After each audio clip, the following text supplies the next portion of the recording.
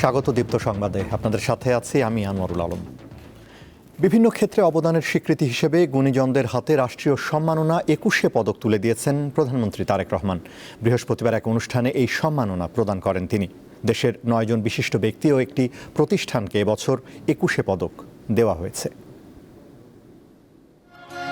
ভাষা আন্দোলন, মুক্তিযুদ্ধ, শিল্পকলা, সাংবাদিকতা, সাহিত্য, শিক্ষা, অর্থনীতি সহ নানা ক্ষেত্রে গুরুত্বপূর্ণ অবদানের জন্য দেওয়া হয় ২১শে পদক। গত ৫ ফেব্রুয়ারি ২১শে পদক ২০২৬-এর জন্য মনোনীতদের নাম ঘোষণা করে সংস্কৃতি মন্ত্রণালয়। ২১শে পদকের জন্য মনোনীত বৃহস্পতিবার সকালে রাজধানীর ওসমানী স্মৃতি মিলনায়তনে পুরস্কার জয়ী এবং তাদের প্রতিনিধিদের হাতে পদক তুলে দেন প্রধানমন্ত্রী তারেক রহমান। চলচ্চিত্রে ফরিদ আক্তার ববিতা, চারুকলায় অধ্যাপক ডক্টর আব্দুস সাত্তার, স্থাপত্যে মেরিনা তাবাসসুম, নৃত্যে অর্থী আহমেদ, পালা গানে ইসলাম উদ্দিন পালাকার এবং ভাস্কর্যে তেজস হালদার যশ এবার ২১শে পদক পেয়েছেন।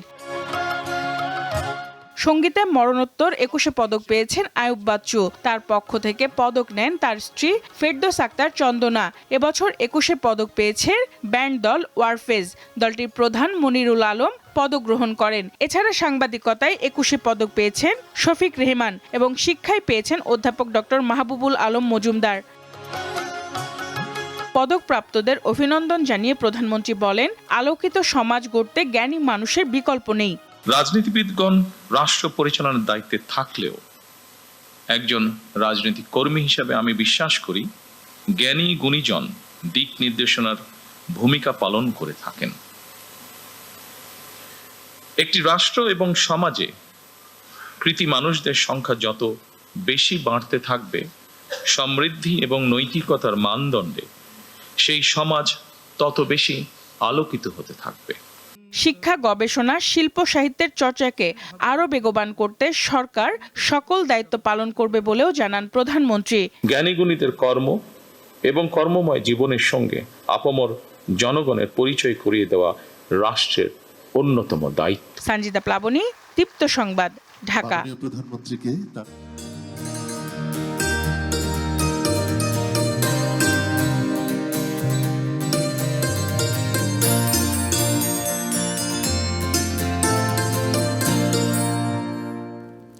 অমর ২১শে বইমেলা প্রসঙ্গ।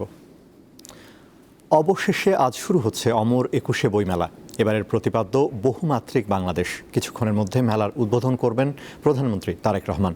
অংশ নিচ্ছে কমপক্ষে ৫৪৯টি প্রকাশনা প্রতিষ্ঠান। এর মধ্যে বাংলা একাডেমি প্রাঙ্গণে ৮১টি এবং সোহরাওয়ার্দী উদ্যান অংশে ৪৬৮টি প্রতিষ্ঠান স্টল রয়েছে। সোহরাওয়ার্দী উদ্যানের উন্মুক্ত মঞ্চ সংলগ্ন গাছতলায় থাকছে লিটল ম্যাগাজিন চত্বর। শিশু চত্বরে থাকছে ৬৩টি প্রতিষ্ঠান এবং ১০৭টি ইউনিট। পবিত্র রমজান উপলক্ষে সোহরাওয়ার্দী উদ্যান অংশে তারাবির নামাজের ব্যবস্থাও থাকবে। আগামী ১৫ মার্চ পর্যন্ত শুক্র ও শনিবার ছাড়া প্রতিদিন দুপুর ২টা থেকে রাত ৯টা পর্যন্ত মেলা খোলা থাকবে। ছুটির দিনে মেলা চলবে বেলা ১১টা থেকে রাত ৯টা পর্যন্ত। রীতি অনুযায়ী ভাষার মাসের প্রথম দিন বইমেলা শুরু হয় এবং সরকার প্রধান উদ্বোধন করেন। তবে চলতি বছর ত্রয়োদশ সংসদ নির্বাচনের কারণে কয়েক দফা পিছিয়ে ২৬ ফেব্রুয়ারি শুরুর সিদ্ধান্ত হয়। ত্রয়োদশ জাতীয় সংসদের প্রথম মন্ত্রিসভা বৈঠক অনুষ্ঠিত হয়েছে আজ সকালে সচিবালয়ের মন্ত্রিপরিষদ সভাকক্ষে এই বৈঠক অনুষ্ঠিত হয়। এতে সভাপতিত্ব করেন প্রধানমন্ত্রী তারেক রহমান। প্রধানমন্ত্রী হিসেবে দায়িত্ব গ্রহণের পর তারেক রহমান বিভিন্ন মন্ত্রণালয়ের সঙ্গে মত বিনিময় করলেও আজই প্রথমবারের মতো মন্ত্রিসভায় আনুষ্ঠানিক বৈঠক হলো। এতে কৃষি ঋণ বিষয়ে আলোচনা হয়েছে বলে জানা গেছে। বৈঠকে সরকারের মন্ত্রী, প্রতিমন্ত্রী সহ বিভিন্ন মন্ত্রণালয় ও বিভাগের সচিবরা অংশ নেন। ১৯৭১ সালে মহান মুক্তিযুদ্ধে মানবতাবিরোধী অপরাধের মামলায় বাগেরহাটের খান আকরামকে খালাস দিয়েছে আপিল বিভাগ। সকালে প্রধান বিচারপতির নেতৃত্বাধীন আপিল বিভাগ শুনানি শেষে তাকে খালাস দেন।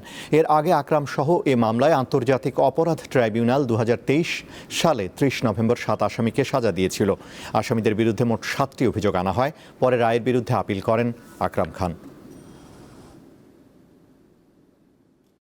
খান আকরাম হোসেন তার আমাদের ইন্টারন্যাশনাল ক্রাইমস ট্রাইব্যুনাল অ্যাক্টের ৩-২ small A, small G and small H এই 3টে সেকশনে চার্জ গঠন করা হয়েছিল। যে মামলাটা গতকালকে ছিল এই মামলার মধ্যে আরেক আকরামের বিচার টিচার সম্পর্কে কিন্তু কোনো কিছু রেকর্ডে নাই। সো আমরা এভিডেন্স বা রেকর্ডসের বাইরে অন্য কোনো বিষয়ে আমরা ব্যক্তিগত নলেজ থেকে আমার কিচ্ছু বলার কোনো সুযোগ নাই। রমজান উপলক্ষে নারায়ণগঞ্জে ভেজাল খাদ্য বিরোধী অভিযান চলছে, সেই খবর জানাচ্ছেন সহকর্মী গৌতম সাহা। ঈদ উপলক্ষে তৈরিকৃত সেমাই ভেজাল প্রতিরোধ করতে নারায়ণগঞ্জে ভেজাল খাদ্য প্রতিরোধ অভিযান পরিচালনা করছে যৌথভাবে। নারায়ণগঞ্জের শহীদনগরের এলাকায় একটি অনুমোদনহীন কারখানায় অভিযান পরিচালনা করছে র্যাব, নিরাপদ খাদ্য অধিদপ্তর এবং জেলা ম্যাজিস্ট্রেটের টিম। আমরা এখন নারায়ণগঞ্জের যে প্রতিষ্ঠানটিতে দাঁড়িয়ে রয়েছি, ইতিমধ্যেই এই প্রতিষ্ঠানটিতে অনুমোদনহীন এবং অস্বাস্থ্যকর পরিবেশে খাদ্য তৈরির অপরাধে 1 লাখ টাকা জরিমানা করা হয়েছে। এই প্রতিষ্ঠানটি মূলত নারায়ণগঞ্জের শহীদনগরের যে 18 নং ওয়ার্ডটি রয়েছে সিটি কর্পোরেশনের এই এলাকার 2 নং ওয়ার্ডে অবস্থিত এবং এই প্রতিষ্ঠানটিতে মূলত একটি বেকারির পরিত্যক্ত এলাকা ছিল। সেই এলাকাতে তারা এখানে সেমাই তৈরি করত এবং বিভিন্ন নামে কিন্তু তারা এই সেমাইটি তৈরি করত।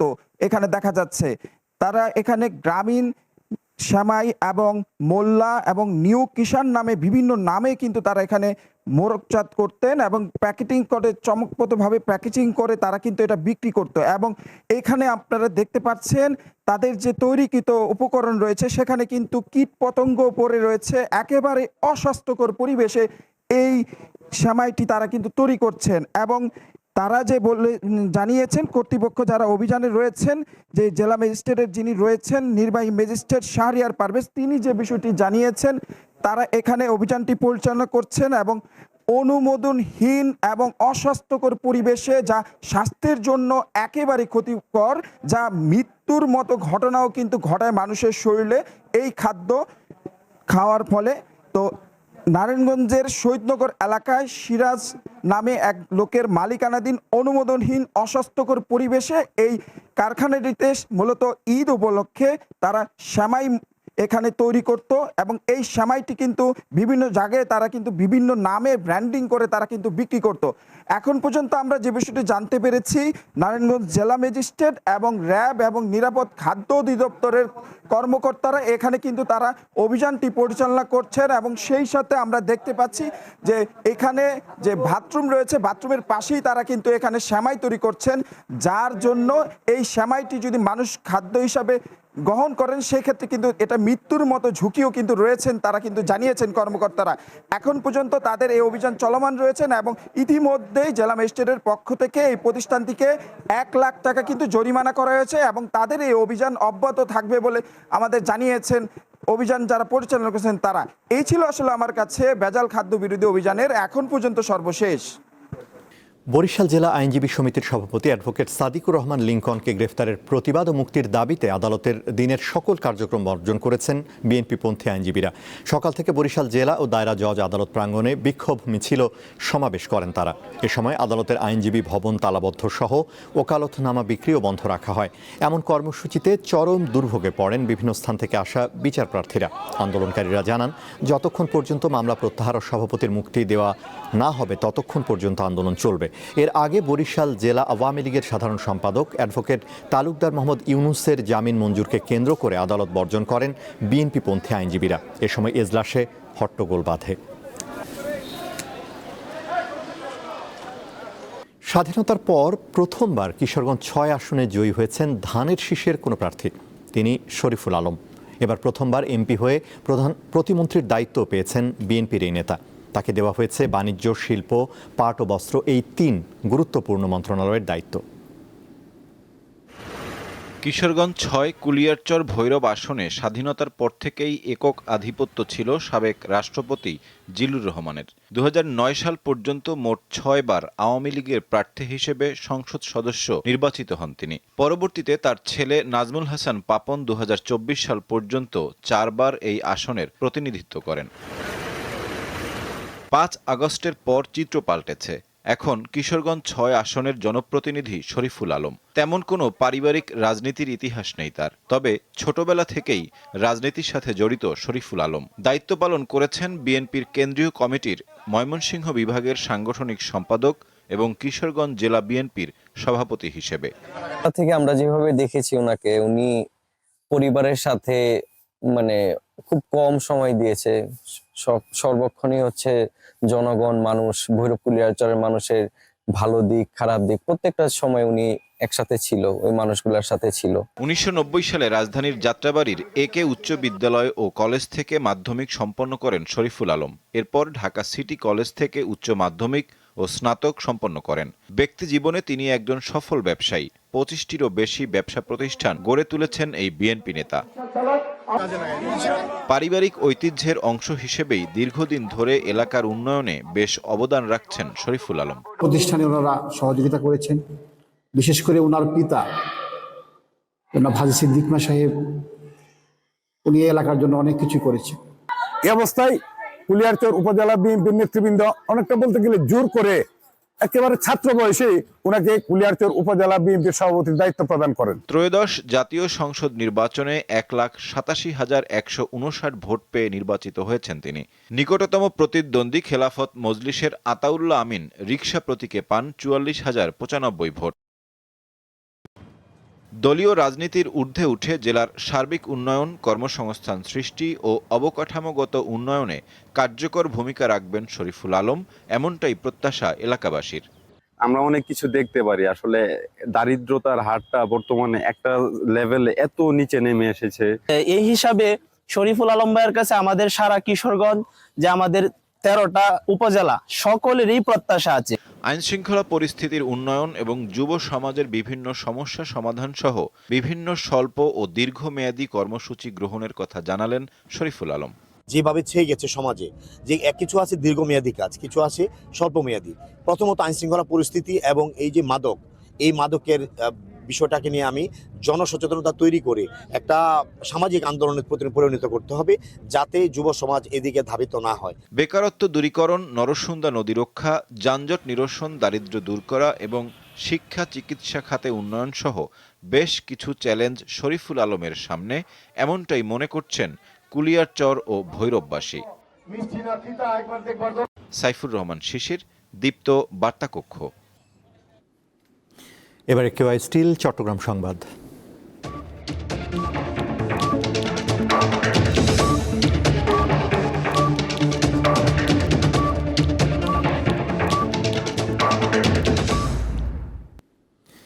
চট্টগ্রামের চন্দনাইশ উপজেলার উত্তর গাছবাড়িয়া এলাকায় গুলিবিদ্ধ হয়ে চন্দন দে নামে এক ব্যক্তি নিহত হয়েছেন। এলাকাবাসী জানান, বৃহস্পতিবার ভোরে একটি মাইক্রোবাসে 5 থেকে 10 জনের সশস্ত্র ডাকাত দল চন্দন দে ও তার প্রতিবেশী নিতাইদের গোয়ালঘরে হানা দেয়। এ সময় বাধা দিলে ডাকাতরা চন্দনকে গুলি করে 3টি গরু নিয়ে পালিয়ে যায়। গুরুতর আহত অবস্থায় হাসপাতালে নেওয়া হলে চিকিৎসক তাকে মৃত ঘোষণা করেন। ঘটনার সত্যতা নিশ্চিত করে পুলিশ জানায়, সিসিটিভির ফুটেজ পর্যালোচনা করে জড়িতদের শনাক্তের চেষ্টা চলছে।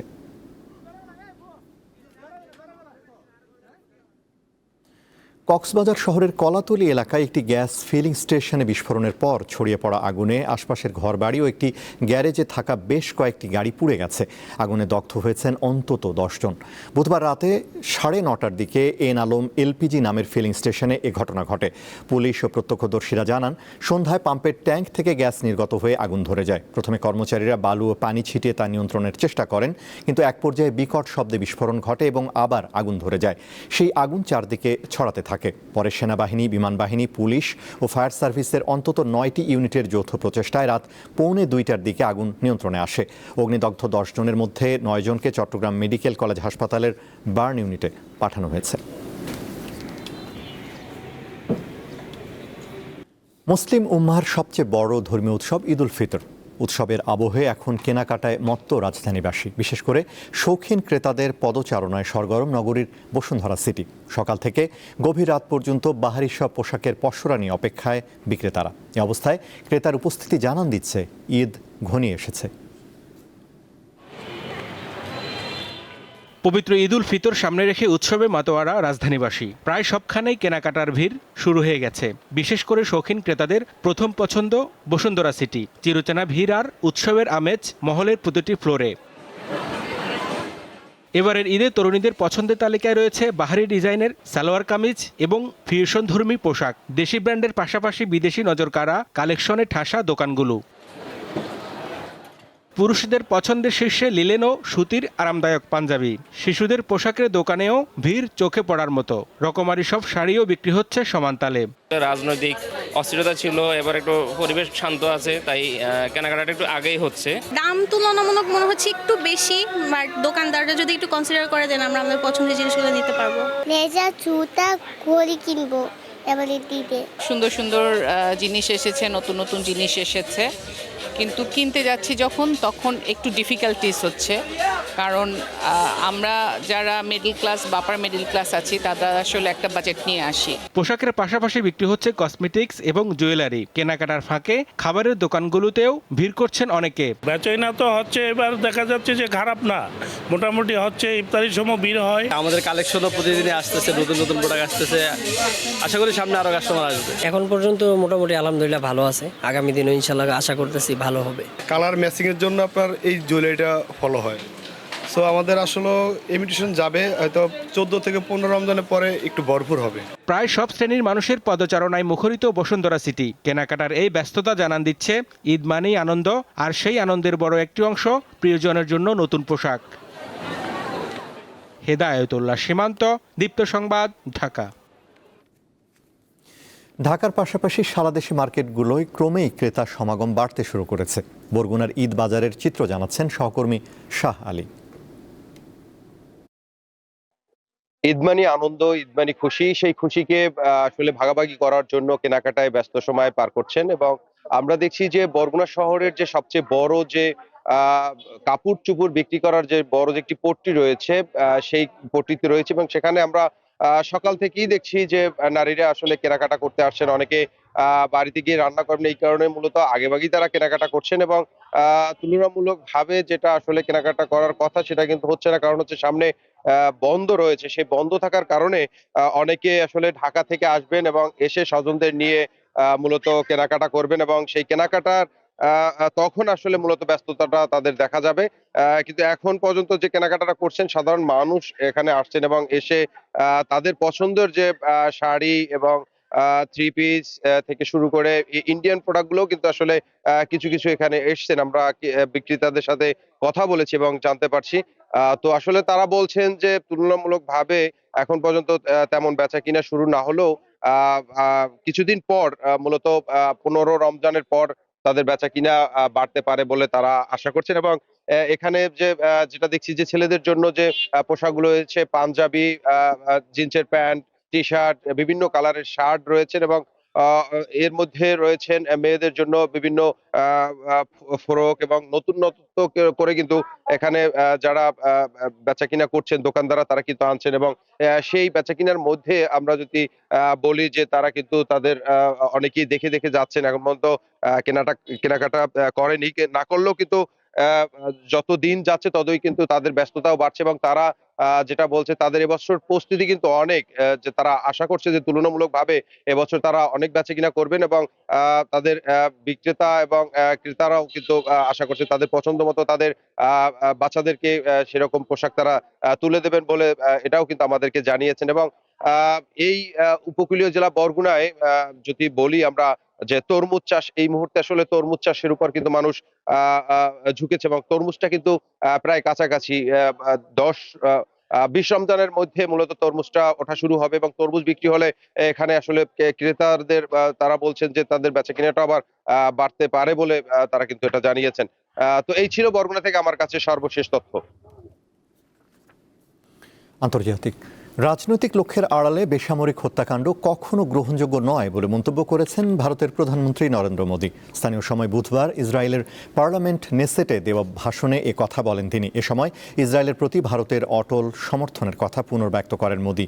প্রথমবারের মতো কোনো ভারতীয় প্রধানমন্ত্রী হিসেবে নেসেটে বক্তব্য রাখতে গিয়ে তিনি আরও বলেন, দৃঢ় বিশ্বাস ও আস্থার সঙ্গে ইসরায়েলের পাশে রয়েছে দিল্লি।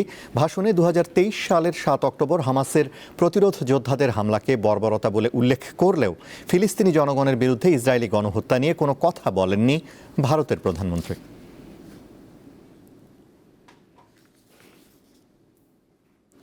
ইরান ও যুক্তরাষ্ট্রের মধ্যে পরমাণু ইস্যুতে আজ জেনেভায় তৃতীয় দফার আলোচনা হওয়ার কথা রয়েছে।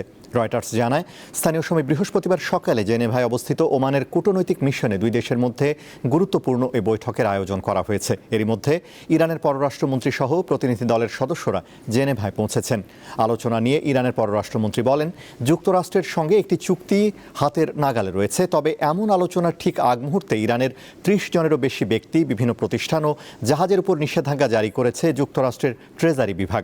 তাদের বিরুদ্ধে ইরানের জ্বালানি বিক্রি এবং দেশটির ব্যালিস্টিক ক্ষেপণাস্ত্র ও উন্নত প্রচলিত অস্ত্র উৎপাদনের সহায়তার অভিযোগ আনা হয়েছে।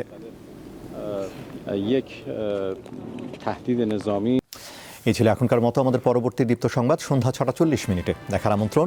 এছাড়া আরও তথ্য ও বিনোদনের খবর পেতে যুক্ত থাকুন দীপ্তর ডিজিটাল প্ল্যাটফর্মগুলোতে। ধন্যবাদ।